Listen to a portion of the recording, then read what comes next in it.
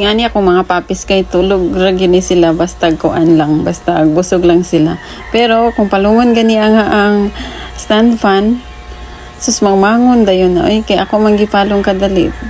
Tungod mangod sa kainit sa kwarto guys, mong kuan kanang kinanglan jud sila na ay fan permi kay kung dili na ko pandaron ang fan, magyagaw gini sila kay maghilak-hilak. Ya budgeted man taron kana lang sa mga trapo lang sa akong ibutang para dira sila mopi, dira sila kung mapupod sila kay ako ra po nang ginasunod ang hipos guys.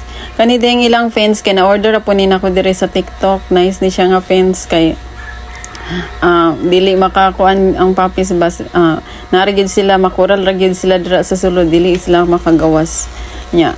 Good quality sad siya. No mo ni ilang fan guys, kanira kung gigamit nga fans kay save man ni sa electricity kaysa kanang mga fan nga dagko nga kalas kay